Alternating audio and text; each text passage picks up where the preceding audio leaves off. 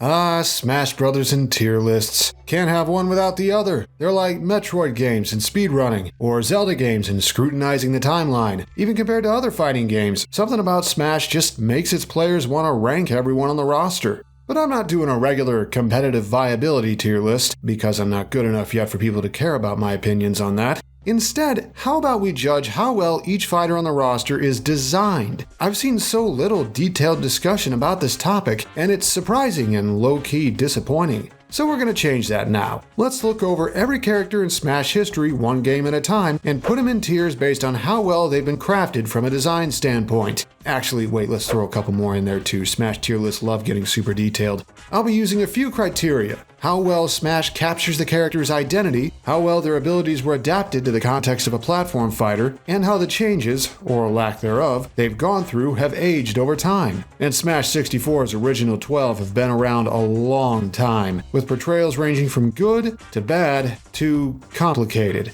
Ready? 3, 2, 1, go!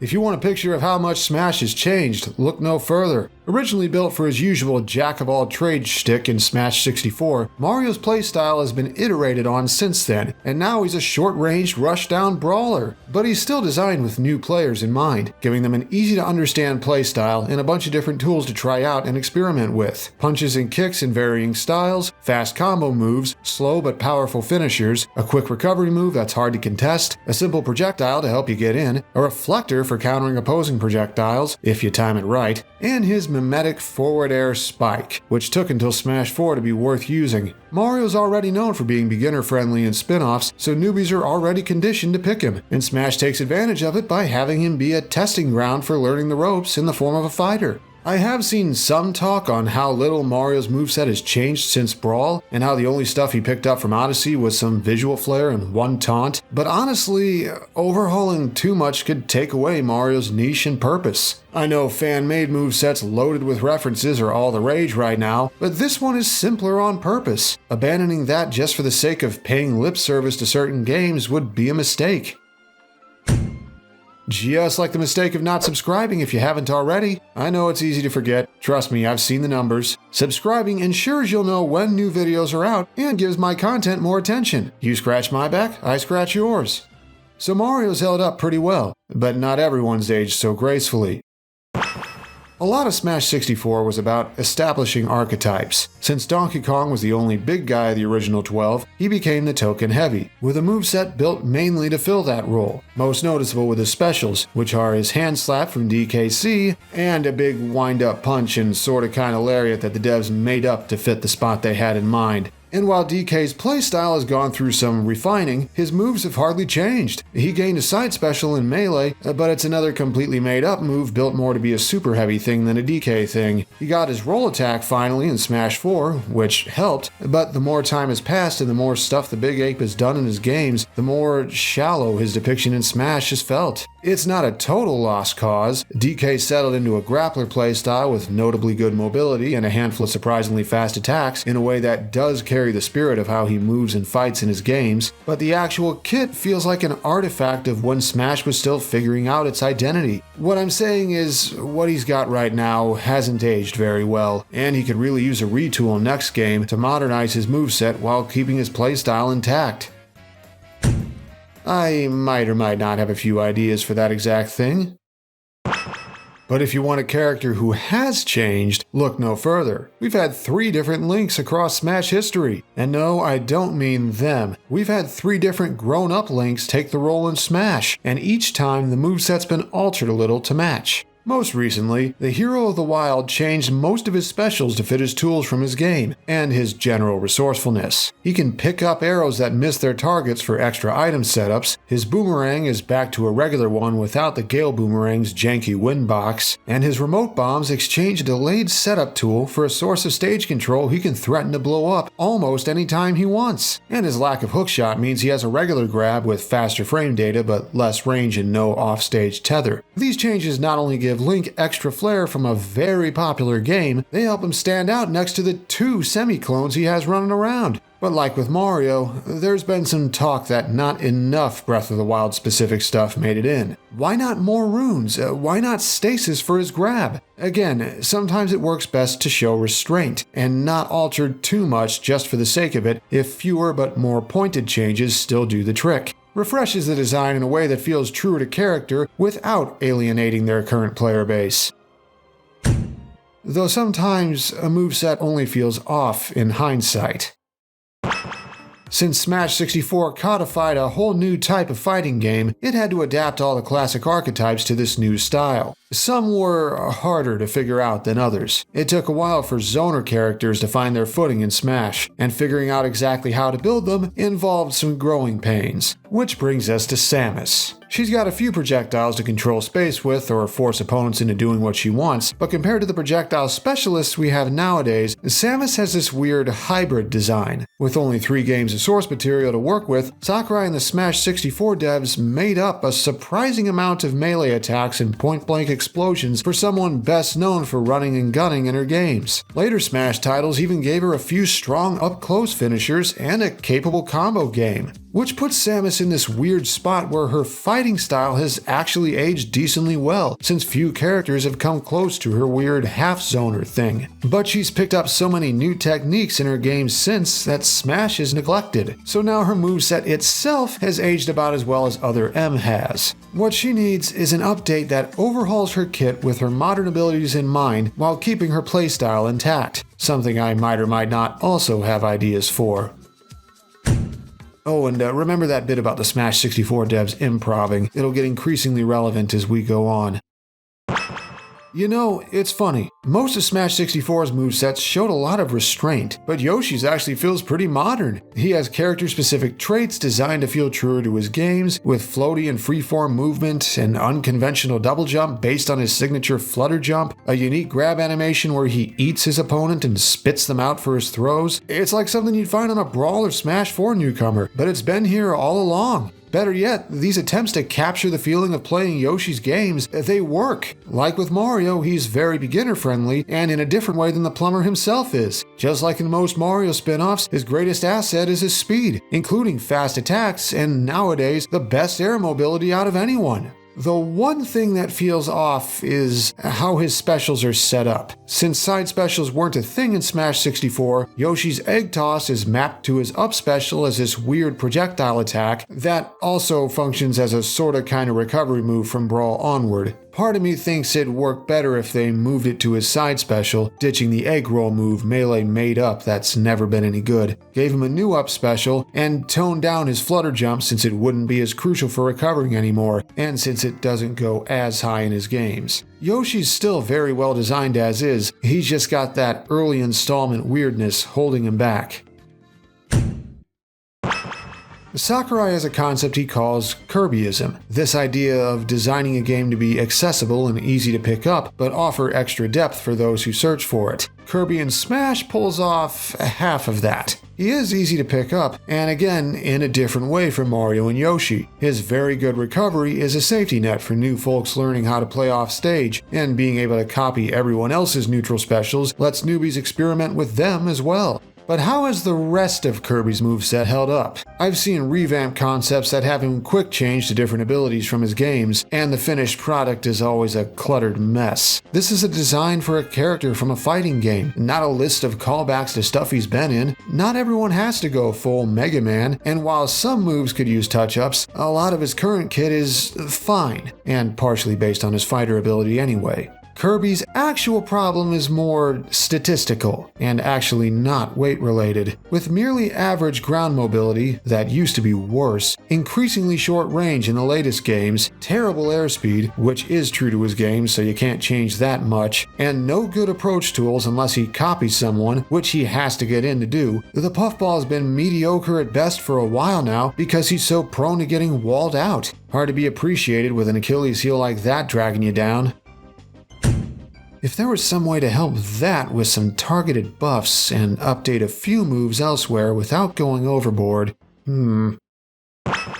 Filling out Smash's base roster was easy, just bring in characters who were riding high in the 90s. But building movesets for them was less simple. Just ask Fox McCloud, a shoo-in with how big his series was at the time, but who had only ever fought using his spaceship, aside from a secret feature in 64's multiplayer with very limited abilities. So Sakurai and the team had to improvise a bunch of new moves while still capturing the vibe of Star Fox. The way they pulled it off was interesting. For base stats, they stuck to stereotypes about Foxes being fast and evasive because Smash 64 needed more speedsters. For attacks, they gave him swift yet precise combat techniques with a couple tail-based moves thrown in for extra uniqueness. And to round out his specials, he got stuff loosely inspired by things his R-Wing can do. A reflector based on the barrel roll, a side special that loosely imitates lightspeed travel, and a recovery move that kinda resembles a blast-off or re-entry. The last two might also be sci-fi takes on Kitsune lore, which raises questions about his lineage. Creating so much of Fox's kit for Smash was a gamble, but because Star Fox as a series fell off after the 90s and has been inactive for a while, his Smash rendition has become more famous. For better or worse, Smash Bros. Determined who this character is now. And while it's not a bad take, I'm not sure how to feel about this.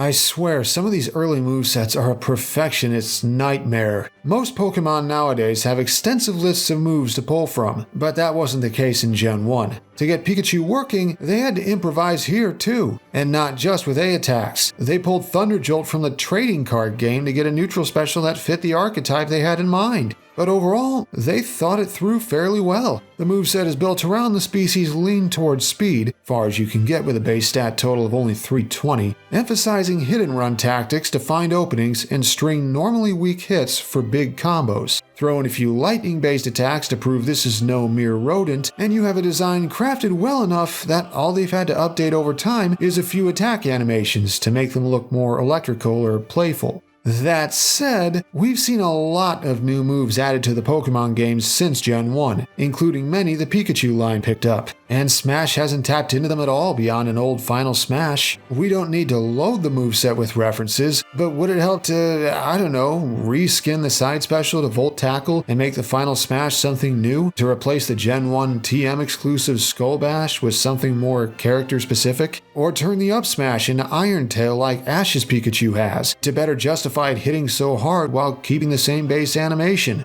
All of these changes that could make it feel less aged, or would it actually help at all? I have no idea. Stupid perfectionist streak. Okay, so they wanted Luigi and Smash right away, with a moveset similar to Mario's but different enough to feel distinct. How would you have done that? Well, the devs thought, what if we tapped into how he's always second banana by making his attacks weirder and quirkier? What if some could surprise people and be super strong sometimes? Sounds funny on paper, right? Well, fast forward 24 years, and Luigi has morphed into one of the most toxic characters in the entire series. Super Jump Punch's funny sweet spot got less funny once he gained ways to consistently confirm into it for near guaranteed knockouts, including one setup in Ultimate at 0%. Luigi Cyclone's silly instant invincibility lets him bail out of airtight pressure by simply mashing the B button, and the Melee team made up Green Missile to be a weird, randomly super powerful Skull Bash clone. Recent games have buffed him to be more usable and tried offsetting it by making him struggle to approach or escape states of disadvantage, but instead it's made him extremely polarizing and reliant on cheesing out wins in ways that enrage opponents and spectators. What happened here? This is Luigi, gaming's biggest lovable underdog. Wouldn't it make more sense to fight with hard-earned skill and finesse that makes people want to cheer for him? But thanks to a design misstep that Smash keeps doubling down on, he's become one of the most hated characters on the roster. This one just desperately needs an overhaul. It's not fun for most involved, and more importantly, it's just not Luigi. But you know who fared better?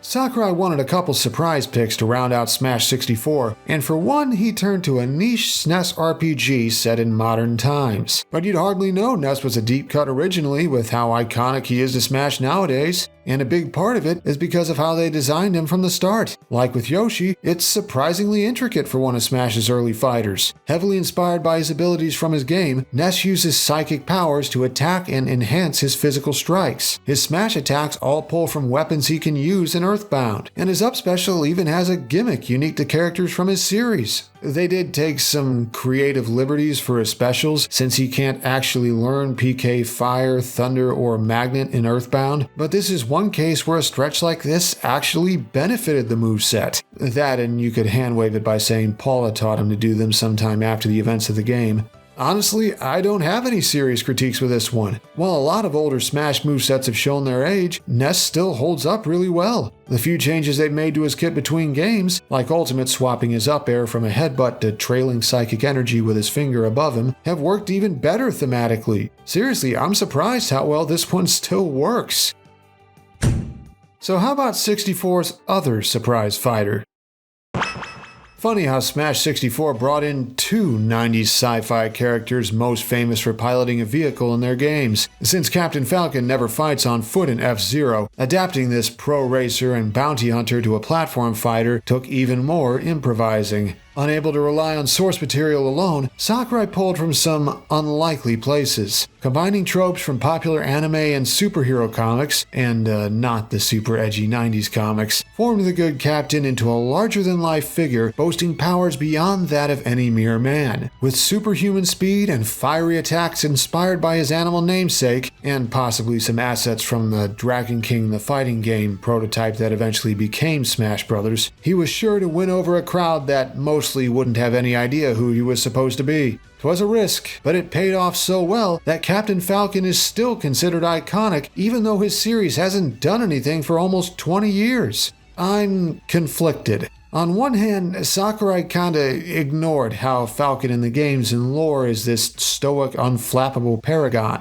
On the other, the new stuff kind of expanded on the character instead of just pasting over what was there. F-Zero was already framed as this larger-than-life spectacle from the future, and Falcon's playstyle actually does capture the high-octane feel of F-Zero races. Normally I'm not into force-fitting a character into a pre-built mold, but this one kind of worked.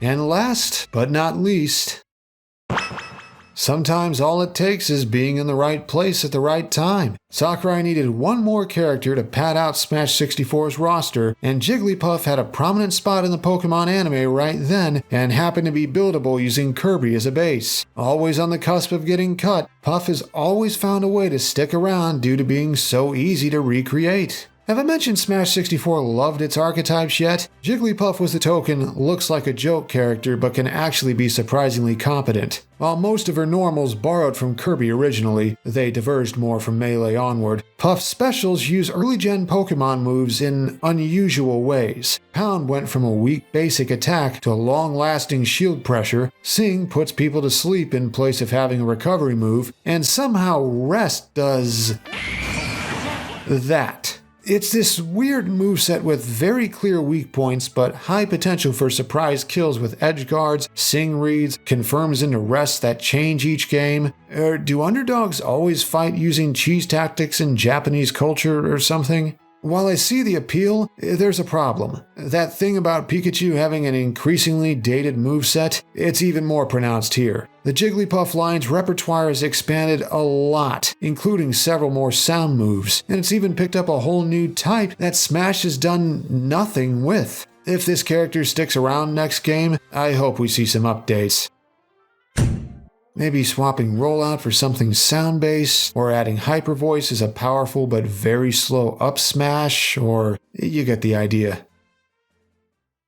And that's where we stand so far. The original 12 ranked based on how well I think their designs hold up. Smash 64 had a distinct style to building movesets, and some of its fighters have aged better than others. I imagine you probably disagree with some or most of this, so if you do, let's hear your thoughts in the comments. If it's not a war zone down there like it usually is for tier list videos. And if I've piqued your interest, check out my other content. I do a lot of Smash-themed stuff, including a signature series where I create my own movesets for characters who haven't made it in yet. Special thanks to these people for helping make this video possible, and to my patrons for the continued support. Guessing what 2023 will be like is about as easy as guessing Smash Newcomers, so I appreciate the backup. So, until next time, back to work. I have a letter to send out with a challenger's name on it.